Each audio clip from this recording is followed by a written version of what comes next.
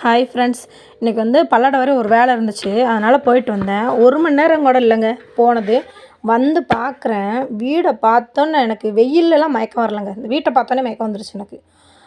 ஏற்கனவே நின்றுக்கிட்டு சமைக்கிற அளவுக்கு தான் அந்த அடுப்படி இருக்குது. நான் திரும்புறக்கே சரியாக போயிடும். அந்த அளவுக்கு இருக்குது. அதையும் அந்த கொடுமை பண்ணி போட்டு வீட்டுக்குள்ளே உட்காந்து சாப்பிட்டுட்ருக்குறா. வீடு ஃபுல்லாக தலகாணியெல்லாம் அள்ளி போட்டுட்டு. நீ அதில் பேசவும் முடியலை. எனக்கு என்ன செய்கிறதுன்னு புரியலை. சரி நம்மளே வந்து க்ளீன் பண்ணிவிடு. இன்றைக்கி நம்ம வாயவே திறக்கக்கூடாதுடா சாமின்னு ஒரு முடிவு எடுத்துகிட்டு நானே க்ளீன் பண்ண ஆரம்பிச்சிட்டேன் வீட்டை. சோறு குழம்பு எல்லாத்தையும் வலிச்சு சாப்பிட்ருக்குறாங்க. எனக்கு சாப்பிட்றதெல்லாம் பெரிய விஷயம் இல்லைங்க. எனக்கு வந்து எடுத்த பொருள் எடுத்த இடத்துல வைக்கணும். எனக்கு அப்படி இருந்தால் தான் பிடிக்கும். இவங்க பண்ணி போட்டிருக்க பார்த்தோன்னே எனக்கு வந்து பச்சை தண்ணி கூட குடிக்கிறதுக்கு மனசெல்லாம் போயிடுச்சு. என்னடா இது, நம்ம டெய்லி சொல்லிகிட்டே இருக்குமே, ஏன் இப்படி புரிஞ்சுக்க மாட்றாங்கன்னு தெரியலையே. ஒருவேளை ஹாஸ்டலில் இருக்கிறனால இப்படி இருக்கிறாங்களோ என்னமோ அப்படின்ற மாதிரி எனக்கு ஒரு மைண்ட் தாட் வந்துருச்சு.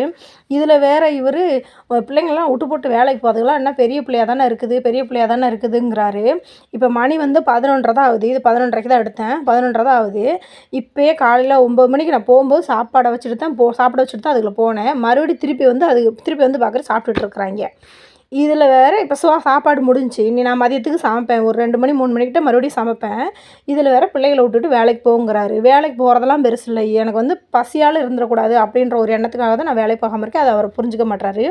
இது வந்து என் மகன் செஞ்ச ப்ராஜெக்ட். எப்படி இருக்குன்னு சொல்லிவிட்டு நீங்கள்லாம் கமெண்ட்டில் வந்து என் மகனுக்கு ஒரு என்கரேஜ் பண்ணுங்க. இது வந்து சூப்பராக செஞ்சுருந்தான். அவன் வந்து வெறும் அட்டை பாக்ஸு ஃபெவிக்விக் வச்சு செஞ்சான்.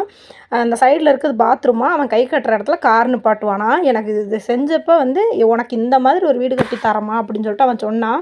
அவன் செய்கிறானோ செய்யலையோ, இதை கடைசி வரையும் நான் என் கூட வச்சுக்கணுன்ற ஒரு எண்ணத்துலேயே ஆயிடுச்சு. சரி, இந்த சந்தோஷமாக அதை பார்த்தோன்னே எனக்கு சந்தோஷமாயிருச்சா. சரி, அவங்களுக்கு ரொம்ப நாளாக வந்து இது ஒரு வாரமாக கிட்டவே இந்த வெள்ளரிக்காய் வந்து வாங்கிட்டு வந்து வச்சுருந்தாரு. அது பழுத்திருக்குன்னு சொல்லிட்டு நானும் விட்டுட்டேன்.